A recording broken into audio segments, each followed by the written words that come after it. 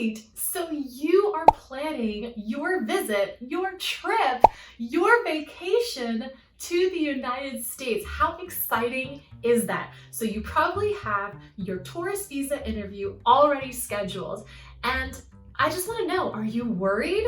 So don't worry if you are, because this video is all about the things that you can do in order to make sure that you rock your interview and you get your B1, B2 visa so that you can come and travel to the United States. So stick around to the end of this video so that you can get all the tips you need to do the best you can in your interview and knock it out of the park. All right. So let's get into it. So there are a few things that you need to consider and that you need to do in order to win your B1, B2 tourist visa interview so that you can come visit the United States. The first thing I'm going to tell you that you need to do is make sure you arrive early. Not on time, not a few minutes late, not a few minutes behind. Arrive early. Why is that? You're probably already nervous, you're probably already worried, and so you might get lost, you might take the wrong exit, you might go to the wrong building. Whatever it is, you want to give yourself enough time so that in case you do get lost, you're going to get there on time anyway. So make sure you plan to arrive early. All right, tip number 2. So while you are waiting for them to call you up for your actual B1, B2 tourist interview, you want to make sure that you breathe. So just take calm, soothing breaths, breathe in and out, and just stay relaxed because you're watching this video. You've watched this video and you are prepared. So just breathe a little bit, breathe a little bit. You got this. All right, so when it's your turn, they're gonna call you up, and the first thing they're gonna ask for is to see your passport. So obviously, when they ask for your passport, make sure you have this ready for them to take and you are ready to give it to them. Don't be nervous. This is normal procedure for them to ask for them to see your passport.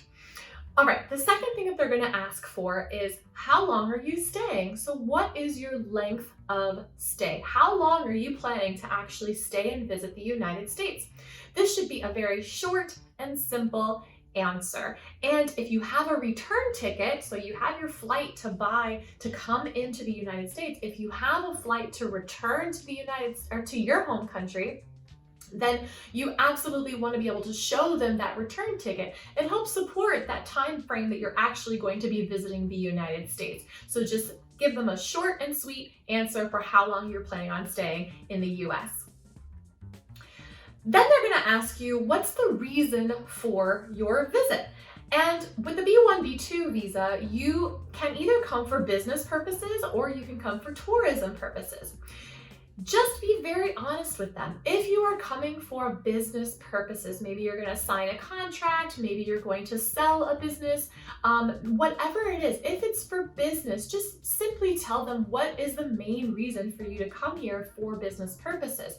Just remember, you're not going to be allowed to work, so make sure you avoid telling them anything that has to do with you actually performing work in the United States.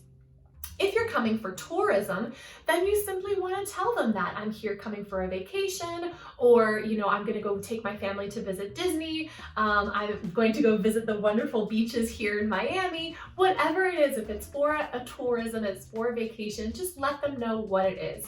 Here's what you want to make sure that you're avoiding. Don't tell them that you're here visiting friends. Why is that? That will probably lead to more questions. So they're going to ask, well, who are these friends? How well do you know them? How'd you meet them?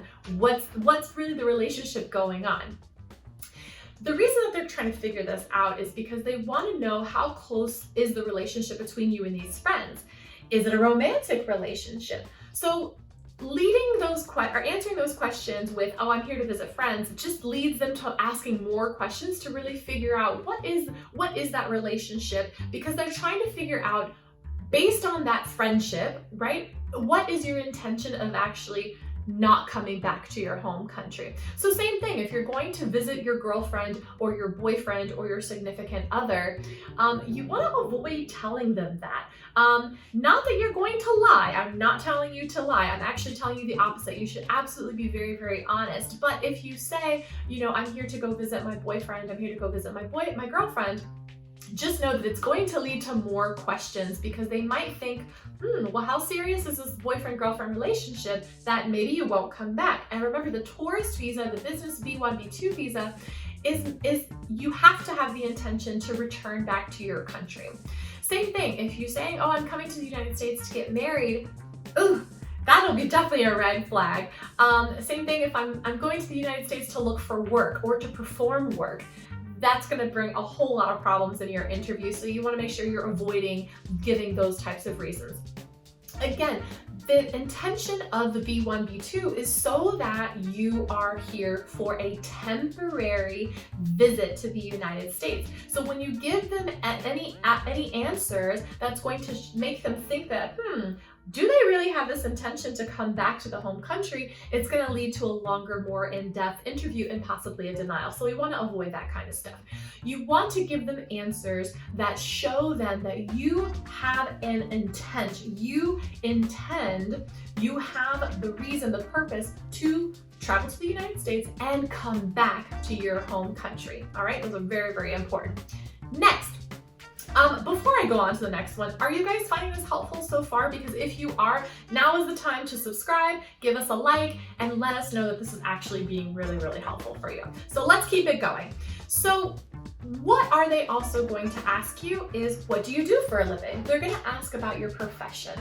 And if you answer something along the lines of, well, I just got laid off, that's going to be a red flag just because they might think that, oh, well, they are actually coming to the United States to look for a new job. So no, no, no, no, no. If you want to tell them something like that, it should be more along the lines of, I just got laid off, but I'm actually starting a new job in a couple of weeks. So I'm taking advantage of this time while I'm in between jobs to get to know the United States and to visit the United States.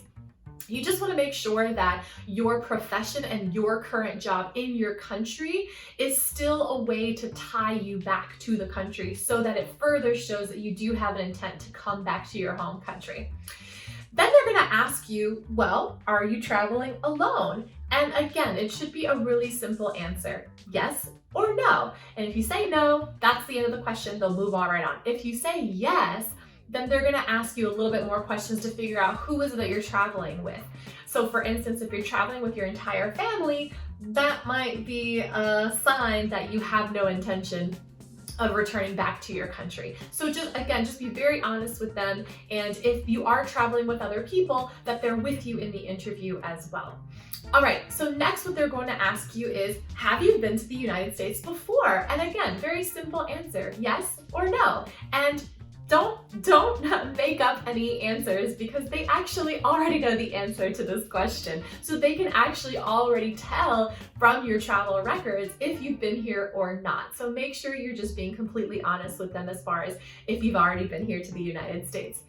Then they're going to ask you, well, where are you staying? And the simplest answer is, I have a hotel reservation. So if you can actually bring to them your hotel reservation and that confirmation, golden, perfect, perfect, perfect. But if you then start telling them, well, I'm staying with family, okay, well then that's going to lead to more questions as far as, do you have family in the United States? Which actually brings me to the next question. So then they're going to ask you, do you have family in the United States? And again, it's a very simple answer. No, you don't, or yes, I do. And then they're going to ask you, if you say yes, who are those family members? So again, if your family members is, your mom, your dad, your brother, your sister, and your aunt and your uncle, and you're the only one left behind in your home country, it's going to look like, well, if their whole family is in the United States, what reason do they have to come back to their home country, which then would defeat the entire purpose of the B1, B2 temporary tourist visa. So again, you want to be very honest. But for instance, if like you have a family in California, but your flight reservation and your hotel reservation is actually traveling to the east side of the country, so New York or here in Miami, then it looks like, okay, well, they might have family, but it actually has nothing to do with their travel. That's no problem at all. You just want to make sure that you're being very clear and showing the officer that you have every intent and showing them that you have every intent of returning back to your home country, and they should not have any reason to believe that you would actually overstay your visa and not come back to your home country. So remember, you just want to give them answers showing them that intent, that you are only here for temporary purposes and that you are going to be returning back to your home country. Above all else, be very honest with your answers. That doesn't necessarily mean you have to ramble on and give them more than what they asked for, but just be very, very honest with how you are responding to these interview questions. And lastly, remember what I said? Breathing, right? So you don't want to seem jittery, you don't want to seem nervous. I mean, the officer is used to having people being very nervous, but the more eye contact you can give with them, speaking slowly, speaking calmly, that will very much help you be able to answer appropriately for your interview questions. So deep breaths in, deep breaths out, and I hope that you rock your interview. Let me know if you have any questions. Ask them in the comments below. I want to hear from you guys. If you watched this video and then you later had your interview, tell me how it went. Let me know if you saw anything in here that particularly found helpful for your interview. And of course, if you found any type of value in this video, there was loads of tips that I gave you guys. Make sure you give it a like and that you share it with someone else who's also visiting the United States so that they can be ready just like you for their B1, B2 tourist interview. Thanks so much, and we'll see you on the next video.